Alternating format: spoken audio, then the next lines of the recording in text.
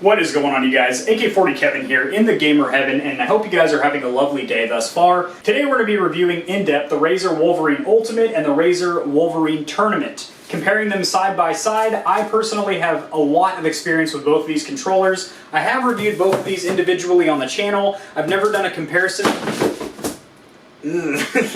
I've never done a comparison directly of the two. I have talked about some of their features, but I've never set them side by side so I can show you guys all the differences right up close and personal, and find out which features you might actually use and which ones you don't need, so you can go ahead and go for that cheaper, more accessible tournament version. So without further ado, let's get it.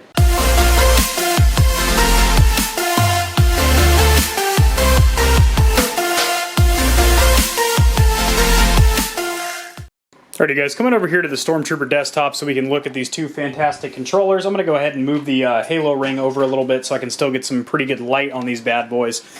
So, you got the Razer Wolverine Ultimate over here, which is generally, I mean, prices fluctuate quite a bit because these are older controllers now, so there's sales run on them all the time. But honestly, Amazon is usually the place to go. They tend to have the best prices and run sales the most frequently.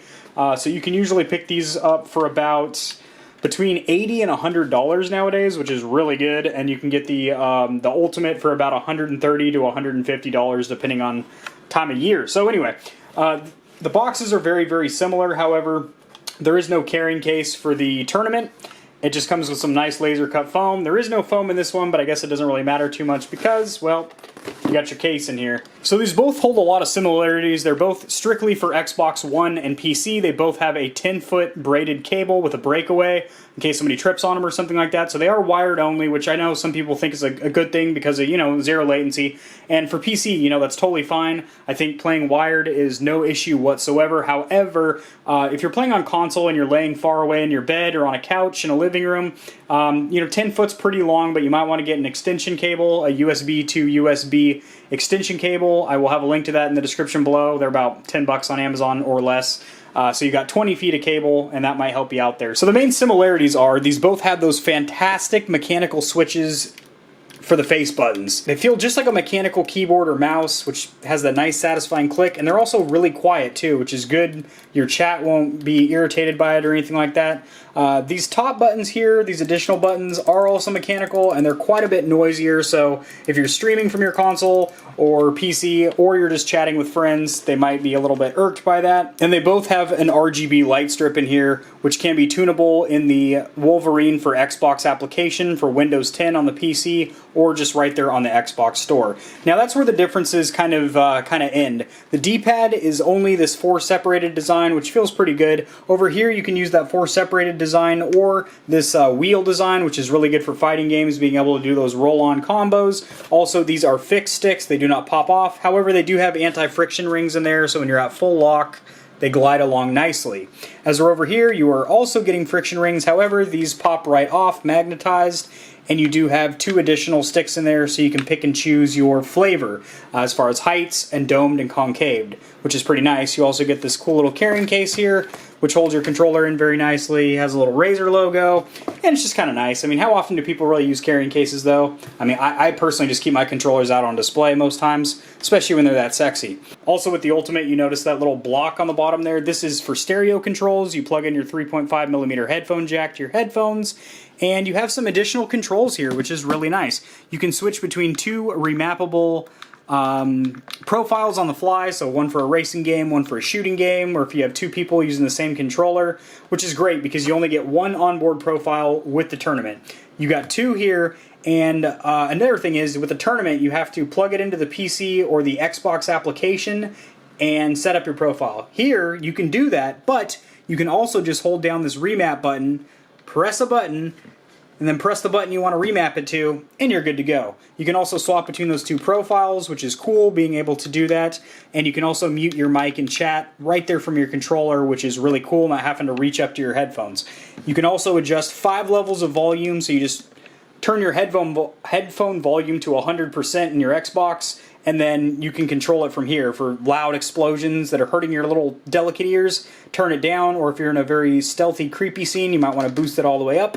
So there's 5 levels of adjustment for volume with that. Now flipping it over. Also a cosmetic difference here. These triggers and bumpers look like they're straight out of a cheap parts bin, and this one has some more premium looking brushed aluminum. I mean, that's strictly cosmetic. These are still the same materials, but they do look nicer on this controller. Now for the backs of these controllers, as you can see, both these controllers have trigger locks. They're the same trigger lock mechanisms. They cut out about 65% of the trigger pull, which is really great for popping off those quick semi-auto shots. So I like those quite a bit. Again, these are black plastic here, and they're kind of a brushed aluminum silver on the Ultimate over there.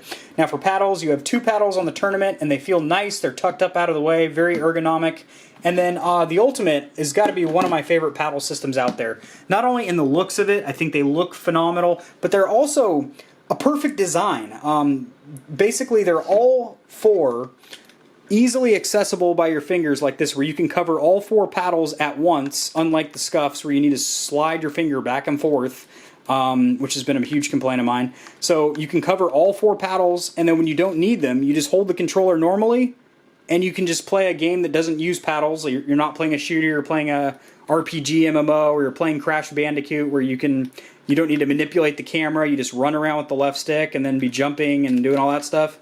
And you just hold it normally, and you would never know that you have paddles there. But then as soon as you need them, you just extend your fingers out, and you're covering all 4 paddles. I gotta say, one of my favorite, if not my favorite, paddle designs, and I've tested dozens of premium controllers on this channel. The Astro C40, Scuff, AIM, Battle Beaver, Elite 1 and 2, PowerA, Fusion, Pro, literally tens more than that. I mean, I have tested a lot of premium controllers on this channel. So yeah, honestly, paddles are phenomenal on this. Now, if you can get this on sale, or you can save up the extra ducats to get the Elite here, not the Elite, to get the Ultimate here, my God, do it. Absolutely do it. You're getting a lot more with this controller. You're getting a better paddle system, and these are good. If you can get away with 2 paddles, and you actually prefer 2 paddles, and do want to save a little bit of money, hey, this is perfectly fine for you. But honestly, this awesome paddle design, the onboard controls, remappability, changing your thumbsticks, changing your D-pad, they both have RGB, but this also has that brushed aluminum look on there, which I think looks, oh my golly. Yeah, just fantastic controller. So I would recommend personally, if you can find this on sale or you have the cash for it, pick this up. Don't pick up a Microsoft Elite. It's going to break on you. Yes, it's wireless, but that's not worth paying for a $150 premium controller. The Elite 2 actually has a dealer markup still of like $170 to $230 on Amazon, and they're really hard to get a hold of because Microsoft, I believe they're having some quality control issues at the factory, from what I've heard, and they're actually going to be discontinuing the Elite 2 until they release a better version or better batch that's repaired all those issues they're having with stick drift, bumpers, stuck A buttons, all kinds of common issues. So yeah, if you prefer 2 paddles and you want to save a little bit of money, get the Tournament. If you want the slew of extra features that you're getting with the Ultimate, 2 extra paddles, swappable thumbsticks, swappable D-pad, controls for your audio, I would just pop for the Ultimate, honestly. This is a fantastic controller. This is probably one of my top faves here for premium controllers. So that is going to do it, guys. I will see you in the next one. Peace.